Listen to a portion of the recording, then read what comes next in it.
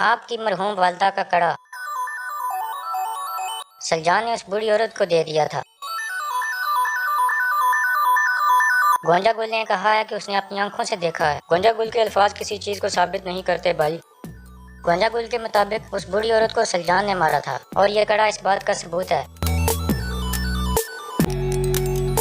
عدالت کی تلوار سے کوئی نہیں بچ سکتا تجتیکن بے، تربت اور بامسی کیوں بندھے ہوئے ہیں؟ یہاں میں حساب لینے آیا ہوں، تم نہیں ارطغرل بے۔ میرا حساب صرف اللہ لے سکتا ہے تجتیکن۔ اگر تمہارے پاس کوئی ثبوت نہیں ہے تو ان کو چھوڑ دو۔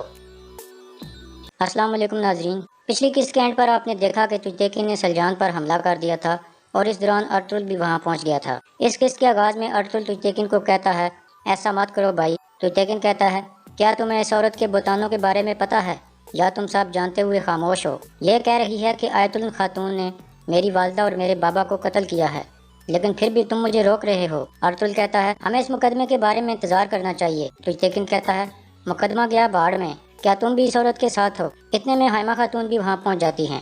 تجتیکن کہتا ہے آپ کی بہو سلجان میرے بابا کی موت میں ملوث ہے، میں اس کا منہ کھلواؤں گا۔ حائمہ خاتون کہتی ہیں یہ صرف جرگے کی عدالت میں بولے گی، چاہے تمہیں اچھا لگے یا نہ لگے، اب تم یہاں سے دفع ہو جاؤ۔ تجتیکن کہتا ہے میرا صبر جواب دے رہا ہے، جو بھی میرے راستے میں آیا اس کو میرے غصے کا سامنا کرنا ہوگا۔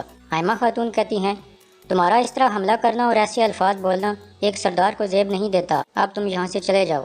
تجتیکن کہتا ہے آپ بھی اس عورت کے ساتھ ہیں۔ حائمہ خاتون کہتی ہیں سلجان سے حساب لینا اور اس کو سزا دینا میری ذمہ داری ہے، تمہاری نہیں، تم اپنی حد میں رہو۔ پھر وہ سلجان کو کہتی ہیں تم اپنے خیمے میں چلی جاؤ۔ اس کے بعد سلجان واپس اپنے خیمے میں چلی جاتی ہے۔ اس کے جانے کے بعد حائمہ خاتون عبد الرحمن کو کہتی ہیں سلجان کے خیمے کے باہر 2 محافظ تعینات کر دو۔ اس کے بعد سب لوگ واپس اپنے اپنے خیموں میں چلے جاتے ہیں۔ اسی دوران دوان بانو جزک کو لے کر قبیلے سے نکل جاتا ہے۔ دوسری طرف گندوگدو حائمہ خاتون کے پاس پہنچتا ہے اور کہتا ہے سلجان میری بیوی ہے، ہم نے اتنے سال اکٹھے گزارے، وہ ہمارے ساتھ ایسا کیسے کر سکتی ہے؟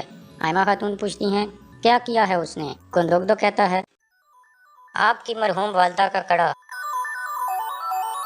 سلجان نے اس بوڑھی عورت کو دے دیا تھا۔ گونجا گل نے کہا ہے کہ اس نے اپنی آنکھوں سے دیکھا ہے۔ گونجا گل کے الفاظ کسی چیز کو ثابت نہیں کرتے بھائی۔ گونجا گل کے مطابق اس بوڑھی عورت کو سلجان نے مارا تھا اور یہ کڑا اس بات کا ثبوت ہے۔ اس کے بعد گندوگدو کہتا ہے اس کا مطلب ہے سلجان کرکت ماموں کے قتل میں بھی ملوث ہے، سلجان نے ہمیں تباہ کر دیا ہے۔ گندوگدو جانے لگتا ہے تو علیمہ اسے روک لیتی ہے اور کہتی ہے اللہ کے لیے اپنی آنکھیں کھولیں، تجتیکن نے کچھ دیر پہلے سلجان کے خیمے میں جا کر حملہ کیا ہے، کیا آپ کو دکھائی نہیں دے رہا کہ وہ کس طرح کی چالیں چال رہے ہیں؟ ارطغرل غصے سے علیمہ کو خاموش کراتا ہے اور گندوگدو باہر نکل جاتا ہے۔ اس کے بعد گندوگدو غصے میں تجتیکن کے پاس پہنچتا ہے۔ تجتیکن یہ تم نے کیا کیا ہے؟ میری بیوی کے خیمے میں تم کیسے گھس گئے؟ وہ خیمہ میری عزت ہے، کیا تمہیں نہیں پتہ یہ؟ اس کے بعد آیت اللہ بول پڑتی ہے اور کہتی ہے تجتیکن اپنے والد کے غم میں ہے اور اگر تم اس کی جگہ ہوتے تو تم بھی یہی کرتے۔ پھر تجتیکن کہتا ہے سلجان کی زبان نے جو زہر اگلا ہے اسے شکر گزار ہونا چاہیے کہ وہ ابھی تک زندہ ہے۔ گندوگدو غصے سے کہتا ہے اپنی حد میں رہو تجتیکن، اگر یہ مسئلہ ہے تو اسے سزا دینا میری ذمہ داری ہے، تمہاری نہیں۔ پھر آیت اللہ ان کے درمیان آ جاتی ہے اور رو کر کہتی ہے کوئی میرے اور کرکت کے بارے میں سوچ ہی نہیں رہا کہ ہمارے اوپر کتنا بڑا الزام لگ گیا ہے۔ پھر گندوگدو وہاں سے چلا جاتا ہے اور آیت اللہ بیٹھ کر رونے کا ڈرامہ کرنے لگتی ہے۔ دوسری طرف قبیلے کے قریب عبد الرحمن نے دوان اور بانو جزک کے لیے 2 گھوڑے تیار کیے ہوئے تھے۔ اتنے میں وہ دونوں وہاں پہنچتے ہیں اور گھوڑوں پر سوار ہو کر روانہ ہو جاتے ہیں۔ اگلے دن صبح کے وقت جیل کے دونوں محافظ پنجرے کے اندر پڑے ہوئے تھے اور مکمل طور پر بندھے ہوئے تھے۔ اتنے میں تجتیکن کا ایک سپاہی وہاں پہنچتا ہے اور محافظ کو کھول کر پوچھتا ہے کس نے کیا یہ؟ محافظ کہتا ہے دوان الپ نے، وہ یہاں آیا تھا اور اس کے بعد مجھے کچھ یاد نہیں ہے، ہم دونوں بے ہوش ہو گئے تھے۔ دوسری طرف تجتیکن اور باقی لوگ ناشتہ کرنے میں مصروف تھے۔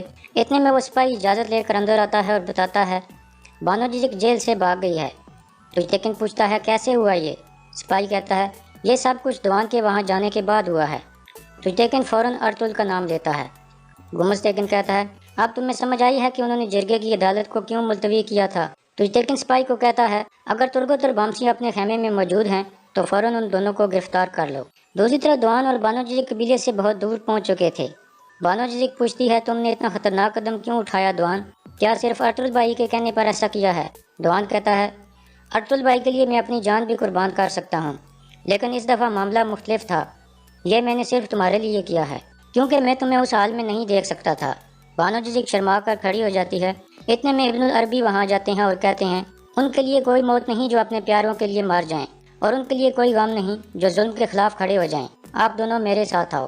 اس کے بعد وہ دونوں ابن العربی کے ساتھ چل پڑتے ہیں۔ دوسری طرف ترگت اور بامسی اپنے خیمے میں تیار ہو رہے تھے کہ اتنے میں درگا کے کچھ سپاہی اندر داخل ہوتے ہیں اور کہتے ہیں باہر جاؤ۔ وہ دونوں باہر جاتے ہیں تو تجتیکن اپنے کچھ سپاہی لے کر وہاں کھڑا تھا اور ترگت سے پوچھتا ہے دوان کہاں ہے؟ ترگت کہتا ہے ہم جب اٹھے تو وہ جا چکا تھا، شاید وہ شکار کرنے چلا گیا ہے۔ پھر تجتیکن بامسی سے پوچھتا ہے دوان کہاں ہے؟ بامسی بھی کہتا ہے ہمیں نہیں پتا ہے بھائی۔ تجتیکن بامسی کے منہ پر ایک مکہ مارتا ہے، لیکن بامسی برداشت کر جاتا ہے کیونکہ ارطغرل نے انہیں لڑائی کرنے سے منع کیا تھا۔ پھر تجتیکن کہتا ہے ان دونوں کو باندھ کر یہاں سے لے جاؤ، اب دیکھتے ہیں کہ ارطغرل کیا کہتا ہے۔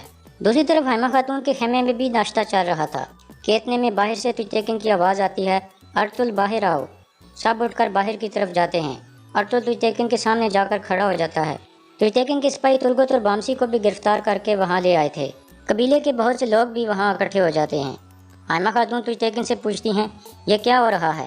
تجتیکن بلند آواز میں کہتا ہے ارطغرل کے سپاہی دوان نے رات کو میرے بابا کے قاتل کو یہاں سے بھگا دیا ہے۔ دونوں محافظ اس بات کے گواہ ہیں۔ اس کے بعد ارطغرل کہتا ہے عدالت کی تلوار سے کوئی نہیں بچ سکتا تجتیکن بے، ترگت اور بامسی کیوں بندھے ہوئے ہیں؟ یہاں میں حساب لینے آیا ہوں، تم نہیں ارطغرل بے، میرا حساب صرف اللہ لے سکتا ہے تجتیکن۔ اگر تمہارے پاس کوئی ثبوت نہیں ہے تو ان کو چھوڑ دو۔ پھر ارطغرل کہتا ہے اگر ان کا کوئی قصور ہے تو ان کو سزا دینے کی ذمہ داری میری والدہ کی ہے۔ حائمہ خاتون کہتی ہیں ارطغرل صحیح کہہ رہا ہے تجتیکن، تمہیں یاد ہے جب پچھلی بار تم نے ارطغرل اور اس کے سپاہیوں پر الزام لگایا تھا؟ یہ مت بھولو کہ انہی بہادر آدمیوں نے تمہاری جان بچائی تھی اور تمہیں زندہ سلامت اٹھا کر قبیلے میں واپس لائے تھے۔ پھر حائمہ خاتون عبد الرحمن کو حکم دیتی ہیں کہ ترگت اور بامسی کو کھول دو۔ عبد الرحمن ان دونوں کو کھول دیتا ہے۔ پھر تجتیکن حائمہ خاتون سے کہتا ہے میں دوان الپ کو تلاش کر کے لاؤں گا، لیکن میں قسم کھا کر کہتا ہوں کہ اگر دوان الپ اور بانو جزیک کو سزا نہ ملی تو میں ہر چیز کا ذمہ دار ارطغرل کو سمجھوں گا۔ پھر وہ اپنے سپاہی سامسا کو حکم دیتا ہے سپاہیوں کو تیار کرو اور ان دونوں کو زندہ یا مردہ پکڑ کر لاؤ۔ یہ کہہ کر وہ وہاں سے چلا جاتا ہے اور باقی سب لوگ بھی اپنے اپنے خیموں میں چلے جاتے ہیں۔ دوسری طرف ابن العربی ان دونوں کو لے کر ایک غار میں پہنچ گئے تھے۔ تھوڑی دیر بعد دوان کہتا ہے آپ کی اجازت ہو تو ابھی ہم یہاں سے روانہ ہو جائیں۔ ابن العربی کہتے ہیں ٹھیک ہے۔ پھر ابن العربی ان کو کہتے ہیں اللہ اپنے چاہنے والوں کو آزماتا ہے، اس لیے مایوس مت ہونا، ہر اندھیری رات کے بعد ایک چمکدار دن آتا ہے۔ اس کے بعد وہ دونوں وہاں سے روانہ ہو جاتے ہیں۔ دوسری طرف گندوگدو ارطغرل پر غصہ ہوتا ہے کہ تم نے جرگے کی عدالت کو ملتوی کرا کے دوان سے یہ کام کروایا ہے۔ حائمہ خاتون کہتی ہیں یہ واضح ہے کہ دوان نے یہ اس لیے کیا ہے کیونکہ وہ اس لڑکی کو پسند کرتا تھا اور اسے بے گناہ سمجھتا تھا۔ گندوگدو کہتا ہے ارطغرل ہم سب کے لیے قبریں کھود رہا ہے، مجھے سمجھ نہیں آ رہی کہ یہ کیسے اس مسئلے سے نکلے گا۔ دوسری طرف سامسا تجتیکن کو بتاتا ہے کہ سپاہی تیار ہیں۔ تجتیکن کہتا ہے تم قبیلے میں ہی رہو، ارطغرل اور اس کے سپاہیوں پر کڑی نظر رکھو، وہ قبیلے سے نکلنے نہیں چاہیے۔ دوسری طرف ارطغرل سلجان کو بلاتا ہے اور کہتا ہے حکیم ارطغرل گونجا گول کو کسی نہ کسی طرح قبیلے سے باہر کارا کائلر کے مقام پر بھیجے گا۔ تم نے کچھ ایسا کرنا ہے کہ وہ تمہیں دیکھ لے اور تمہارا پیچھا کرنا شروع کر دے۔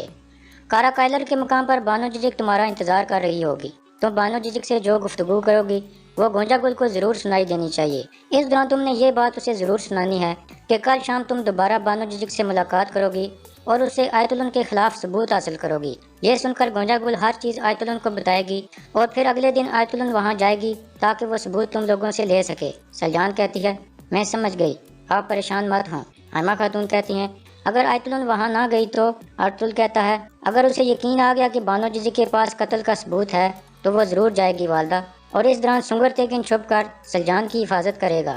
دوسری طرف تجتیکن گندوگدو کو کہتا ہے آپ سپاہیوں کے کمانڈر ہو، اس لیے یہ بہتر ہے کہ دوان اور بانو کو تلاش کرنے کے لیے آپ جاؤ۔ گندوگدو کہتا ہے یہ اچھا فیصلہ ہے تمہارا، تم یقین رکھو میں جلد ان کو پکڑ کر لے آؤں گا۔ دوسری طرف دوان اور بانو جزک جنگل میں جا رہے تھے۔ دوان ایک جگہ رک کر کہتا ہے ہمیں یہاں کوئی نشانی چھوڑنی ہوگی تاکہ وہ ہمیں تلاش کر سکیں۔ بانو جزک کرتے کا تھوڑا سا ٹکڑا پھاڑ کر اسے دیتی ہے اور دوان وہ ٹکڑا ایک درخت کی شاخ کے ساتھ لٹکا دیتا ہے۔